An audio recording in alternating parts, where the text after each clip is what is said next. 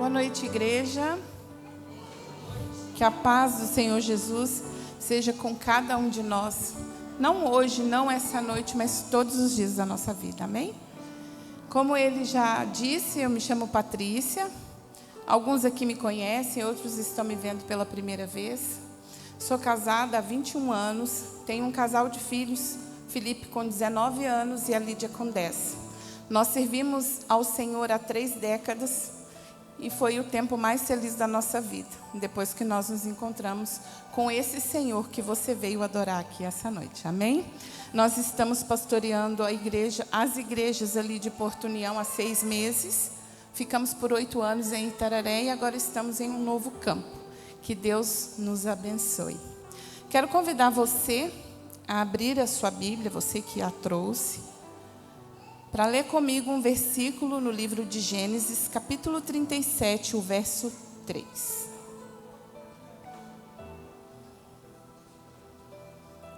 Gênesis 37, 3. A versão que eu vou ler é a NVI. Diz assim a palavra do Senhor. Eu não esperei muito porque Gênesis está depois da capa, viu, irmãos?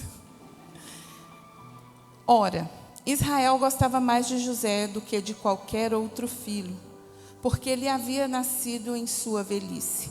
Por isso mandou fazer para ele uma túnica longa. Talvez na versão que você está lendo aí, está escrito uma túnica colorida. Amém? Como diz o meu marido, sempre que ele vai pregar, aquele que é mais bonito senta dando glória a Deus. Tem pouca gente bonita aqui, né? Muita gente humilde. Queridos, eu coloquei um título na pregação, na nossa meditação dessa noite. O que as suas vestes dizem a seu respeito. E roupa é uma coisa muito importante para a mulher, especialmente. As mulheres que estão aqui, já pelo menos uma vez na sua vida, abriram o seu guarda-roupa na hora de se arrumar para sair e disseram: eu não tenho roupa. E o marido ou o homem que está aqui, que já ouviu isso, achou um absurdo, né? Mas nós ou falamos ou já ouvimos isso. E hoje nós vamos falar um pouco a respeito de vestes. E o que a Bíblia diz a respeito disso para nós? A Bíblia diz muitas coisas a respeito de vestes. Em 2 Reis, capítulo 1 e o verso 8, diz que reconheceram Elias pelas roupas que ele usava. Roupas de pele de animal e um cinto de couro. Lá em Mateus capítulo 3 e o verso 4, a Bíblia diz também que reconheceram João Batista pelas roupas que ele vestia, né? Vestes, peles de animais e um cinto de couro. A Bíblia diz também a respeito da capa que Elias deixou para Eliseu quando ele foi levado aos céus, que representava porção dobrada do Espírito Santo. A Bíblia diz em Êxodo 28 que os sacerdotes e o sumo sacerdote tinham roupas especiais para se apresentarem no Santo dos Santos e no lugar santíssimo. As roupas tinham que ser exatamente das cores, do tamanho e da maneira que o Senhor havia dito para confeccionar. A palavra de Deus também diz que as mulheres devem se vestir com moderação e decência. Na carta de Timóteo, que Paulo escreveu a Timóteo. A Bíblia diz também que a mulher virtuosa, aquela que o rei Lemuel falou em Provérbios 31, ela não temia o inverno na sua casa, porque ela produzia roupas de lãs, agasalhos para sua família. A Bíblia diz também que nós não podemos ter preocupações quanto ao que vestir, em Mateus 6, porque o Senhor mandou que observássemos os lírios do campo. Pediu que nós olhássemos para ele e visse que eles não trabalhavam, que eles não faziam nada, e em toda a glória do rei Salomão, ele não conseguiu se vestir como um lírio do campo. A palavra também diz que quando o rei quis honrar um homem, o rei Assuero, ele pergunta o que o rei deve fazer a quem ele quer honrar. Então foi dito a ele: coloque as vestes reais nele e saia pelas ruas da cidade. Então Mardoqueu vestiu as roupas do rei Assuero, um manto azul, e desfilou pelas ruas de Suzã. A Bíblia diz também que existem lobos vestidos em pele de cordeiro. A Bíblia diz que existem as vestes de salvação em Isaías 61:10. E no mesmo Isaías 61:3 diz que existem vestes de louvor. Então, por que tudo isso? Porque José vestiu 3 túnicas diferentes ao longo da sua vida. E é o que nós vamos meditar um pouquinho. A primeira túnica que José vestiu foi a túnica do conforto, a túnica do amor, a túnica da zona de conforto, do lugar preferido. Quando José recebeu aquela túnica de Jacó, ele tinha em torno de 17 anos de idade. Jacó era um homem rico, não como a riqueza que nós conhecemos hoje. Nós vemos pessoas que são ricas, possuem muitas propriedades, construções, prédios, empresas e muito dinheiro no banco. A riqueza no passado não era assim. Ele tinha um rebanho, ele tinha uma família grande que vivia rodeando ele. Eles viviam em cabanas, em tendas, mas ele tinha ouro e tinha prata na sua casa. Então José era como se fosse um príncipe. José então vivia no seio da família, no conforto do seu lar, era o mais amado do seu pai. E eu tenho certeza que José sabia disso, porque nós sabemos quando somos amados. Nós reconhecemos uma palavra sincera, um olhar sincero, um olhar de amor. E Jacó amava José mais do que os outros, e José sabia disso. Em prova disso, Jacó mandou confeccionar uma túnica colorida, o que custava muito caro, porque fazer tecidos coloridos naquela época gastava-se muito dinheiro. E então ele vestiu aquela túnica, a túnica do amor, a túnica do amparo. O mundo de José, aos 17 anos, era um mundo colorido. Eu, com 17 anos, queridos, vivia em uma realidade completamente cinza. Não tinha perspectiva nenhuma, mas dentro de mim era colorido.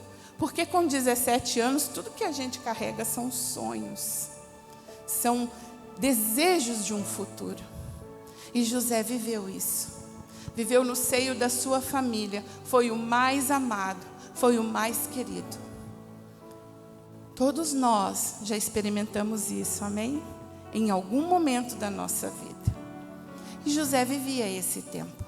E com 17 anos de idade, José precisa trocar de túnica. E a vida então entrega uma segunda túnica a José. Agora, José está vestindo a túnica do tempo da prova, do tempo da tentação, do tempo da necessidade. José sai para acompanhar os seus irmãos que estavam rebanhando os animais de seu pai Jacó. E eles, já odiando e invejando José, lançaram ele em uma cova. Em seguida, venderam ele aos ismaelitas que passavam por aquele caminho. E José então agora caminha, vendido por 30 moedas de prata, até o Egito. Agora José não vestia mais a túnica do conforto, do mais amado, do especial, aquele que é mais do que os outros. Ele não vestia mais a túnica da zona do conforto. José agora vestia a túnica da prova, a túnica da dor, da luta. E de príncipe agora ele passa a escravo em uma terra estranha, onde ele não conhecia ninguém, onde ele não conhecia a cultura, onde ele não era ninguém. Ele era só um escravo. E ali, ele vai parar na casa de Potifar. Muito bem vestido, vira mordomo na casa do intendente de Faraó. passa a cuidar de tudo de Potifar, das propriedades, dos outros escravos, dos bens, da casa e tudo. E apesar de estar vestindo roupas finas de um mordomo, ele ainda carregava a túnica da dor, da necessidade e da tentação. E naquele tempo ali, José precisou fugir das garras da mulher de Potifar. E ele vai parar na prisão. A Bíblia diz que tudo que José tocava prosperava. Tudo. E nós entendemos com isso que quando ele foi acusado de abusar da esposa de Potifar, ele não foi morto por Potifar entender a quem ele pertencia. E como tudo que ele punha a mão prosperava, Potifar então apenas o lançou na prisão. Lá na prisão, ele virou carcereiro. E a prisão prosperava. E eu fico pensando, o que será que é uma prisão próspera? Talvez os presos não brigassem entre si. Talvez não tentassem fugir. Talvez vivessem em paz e quietos ali onde estavam colocados. E eu imagino, queridos, José como carcereiro, carregando na mão as chaves daquela prisão que o prendiam. E eu imagino também outros presos ali virando-se para ele e dizendo: você está com as chaves da prisão, por que você não sai? E eu imagino também José respondendo: aquele que me pôs aqui, é ele quem vai me tirar. Porque, queridos, quando nós vestimos a túnica da prova, nós temos o desejo de tirá-la de cima de nós. Porque ninguém de nós deseja passar pelo tempo da escuridão. Ninguém de nós deseja que batam na nossa porta e diga: é o câncer, é o desemprego, é o divórcio, é o filho nas drogas. Ninguém de nós deseja vestir a túnica da luta, porque ela é desconfortável, porque ela nos machuca, porque ela nos oprime. E então nós queremos arrancá-la de nós. E muitas vezes, por não entender o que vivemos, nós arrancamos ela. E então fica tão difícil, porque ao arrancar a segunda túnica à força, nós somos impedidos de vestir a terceira túnica de José. A túnica que ele vestiu, que demonstra o tempo da vitória, o tempo da conquista, o tempo da cura, o tempo de ser governador. Porque só consegue vestir a túnica da vitória aquele que passa o processo da túnica da prova. E ninguém de nós gosta da prova. Quando a prova vem, nós logo oramos: Senhor, livra-nos da luta.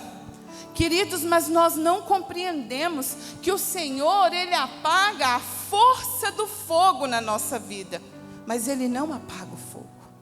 Porque o ouro, ele é acrisolado, ele é aperfeiçoado, ele é purificado no fogo. E nós, se não passarmos pela prova, nós não venceremos. Não existe quem vence uma corrida se não chegar até o ponto de chegada. Não tem como vencer alguma coisa que você parou de lutar. Não existe a possibilidade de você vestir a túnica da vitória, de você vestir a túnica de governador, se você não aceitou vestir a túnica de escravo. Por isso eu imagino José sentado com o molho de chave da prisão, dizendo que esperaria o tempo de trocar a sua túnica. E a igreja do Senhor precisa aprender a viver o tempo da luta, pedindo ao Senhor: me faça vencedor. Porque aquele que foge da luta, aquele que não está na luta, nunca será um vencedor. E então José consegue vestir a sua terceira túnica.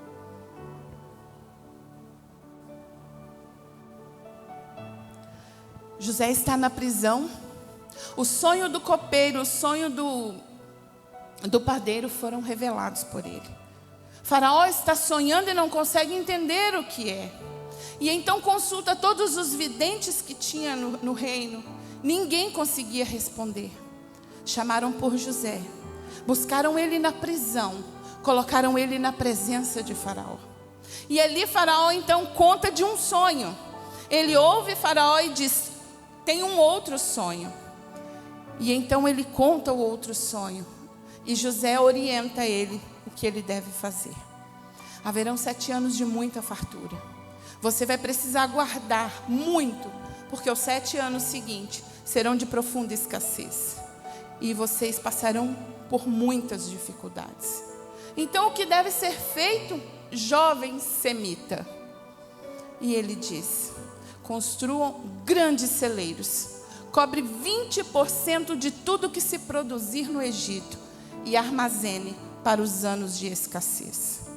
Então Faraó olha para todos os lados e não consegue ver ninguém capaz de fazer aquilo. E então Faraó, usado por Deus, não se espante, porque o Senhor levanta pessoas para te honrar. Usado por Deus, tira das costas de José a túnica da prova e coloca a túnica da honra. Ele fala: coloca um anel no dedo desse homem. Só eu serei maior do que ele neste governo. Ele terá toda a autoridade. Ele dá para José uma esposa, Azenate, filha de um sacerdote de lá. Com Azenate, José tem 2 filhos. O primeiro filho, Manassés. E ele então toma Manassés ao nascer, ergue Manassés e diz: ele se chamará Manassés, porque Deus me fez esquecer a minha dor.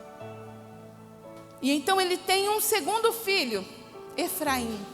Ele ergue Efraim e diz: este se chamará Efraim, porque o Senhor me faz prosperar. E o que é que nós aprendemos, amada igreja, com isso? Que no processo da nossa prova, no processo da nossa luta, o Senhor deseja que nós esqueçamos aqueles que nos feriram. Ele quer que nós esqueçamos aqueles que nos ofenderam, que nos injustiçaram, que fizeram mal contra nós. No caso de José, foram os seus irmãos que o lançaram na cova e o venderam aos ismaelitas. Quando ele dá-se a conhecer aos seus irmãos, a resposta de José é: vocês até tentaram fazer o mal contra mim, mas Deus tornou o mal em bem. Mas Deus só torna o mal em bem na vida daqueles que não arrancam à força a túnica da prova, a túnica da dor.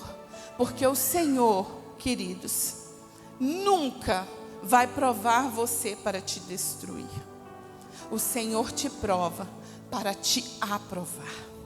Então, se você está sendo provado, sinta-se privilegiado. Porque aqueles que Deus não ama, aqueles que Deus não quer, Ele não está nem aí. A Bíblia diz que Ele repreende e que Ele castiga quem Ele ama. Se você está vestindo nesse momento da sua vida a túnica da dor, a túnica da prova, resista firme com as chaves nas mãos, porque não é você quem vai abrir a porta. Quem vai abrir essa porta é aquele que vai te dar a terceira túnica. Mas, queridos, existe algo muito superior à túnica da vitória. Porque é muito gostoso no tempo da luta nós sermos honrados.